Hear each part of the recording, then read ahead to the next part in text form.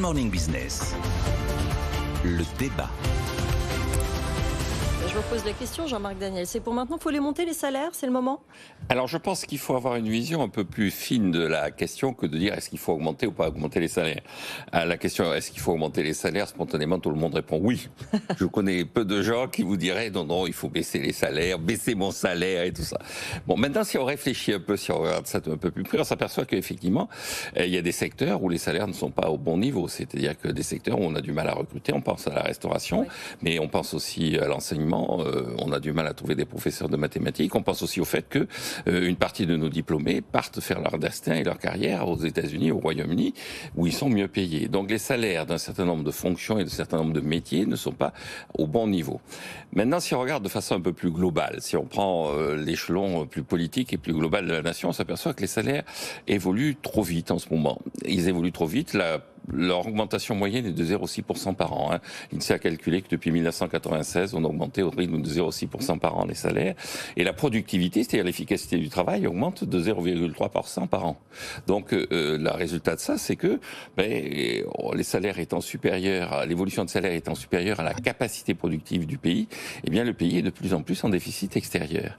Et donc, augmenter les salaires, ça suppose que soit on augmente l'efficacité des salariés, c'est-à-dire qu'on ait un effort de formation considérables qui leur permettent effectivement d'être beaucoup plus efficaces, soit on augmente la durée du temps de travail. Alors je dis augmenter les salaires là où il y a pénurie de main-d'œuvre, augmenter les salaires partout en augmentant la durée du temps de travail.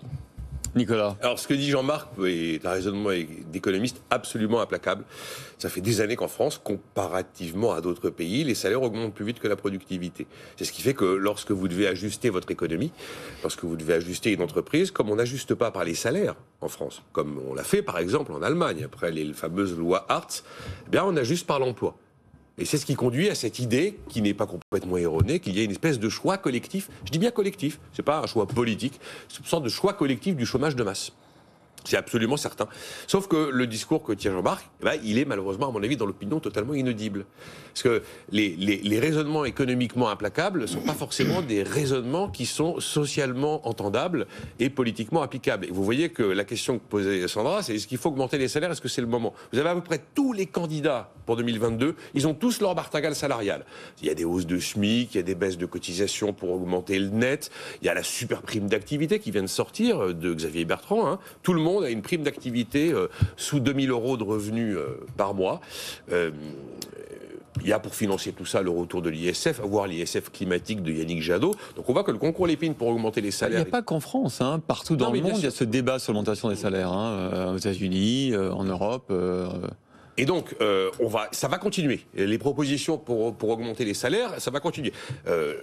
Là, je vais être d'accord avec Jean-Marc sur à peu près tout ce qu'il a dit. Il y a des endroits où il y a des exigences salariales. On voit qu'aujourd'hui, vous avez le patron de l'UMIH pour la restauration et l'hôtellerie qui annonce dans les colonnes du Parisien que lors des négociations de branche qui s'ouvrent, ils vont aller jusqu'à 9% de hausse de salaire. Ils ont du mal à recruter, il faut trouver une solution. Mais après, les bons arguments, les bons éléments pour régler cette question salariale, plutôt que de jeter en pâture des milliards de dettes pour finalement subventionner les bas salaires directement avec de l'argent public, parce que c'est quand même à ça souvent que ça revient, les propositions qui sont faites, ça se jouera sur la montée en compétence des individus et effectivement une augmentation du temps de travail. Alors on ne va pas revenir sur les 35 heures, le temps de travail hebdomadaire ne changera pas. La meilleure façon d'augmenter le temps de travail, c'est la réforme des retraites.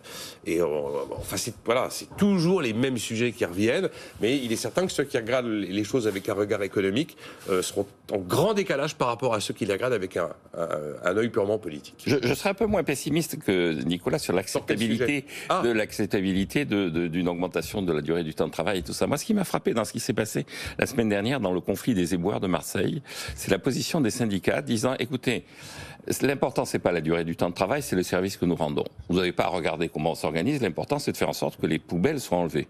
Donc on va s'organiser nous par équipe. En revanche, effectivement, si vous pensez que on peut, compte tenu du fait qu'on est peu utilisé, qu'on peut prendre des services supplémentaires, à ce moment-là, augmenter notre salaire. Et effectivement, les 80 € d'augmentation de salaire qui ont été consentis sur la base d'une augmentation des services rendus par les équipes des éboueurs de Marseille. Et donc, les syndicats étaient sur une idée qu'on ne va pas augmenter comme ça les salaires, ou on ne va pas augmenter comme ça la durée du temps de travail. On va raisonner en termes de qu'est-ce que vous attendez de nous et qu'est-ce que nous sommes susceptibles de vous fournir en échange du salaire que vous nous apportez. Et donc, je pense qu'il y a quand même une évolution dans les mentalités sur l'idée que si tout travail mérite salaire, comme dit Yvon Gattaz aussi, tout salaire mérite travail. Mais alors, non mais vraiment, là, le problème, c'est que c'est installé l'histoire de l'argent magique et on a l'impression que l'État pourra absolument tout, y compris augmenter seul les salaires de l'ensemble des salariés. On les a nationalisés pendant 18 mois, les salaires. Pourquoi pas continuer? Donc attention à cette espèce de musique qui s'installe et qui est malsaine. Vous avez vu le SMIC aux États-Unis, c'est aussi une musique qui s'installe. Oui, mais le SMIC fédéral n'augmentera pas, parce qu'ils savent que s'ils augmentent le SMIC fédéral, ils se prennent 6 points d'inflation et la Fed doit intervenir. Merci Nicolas Do, Jean-Marc Daniel.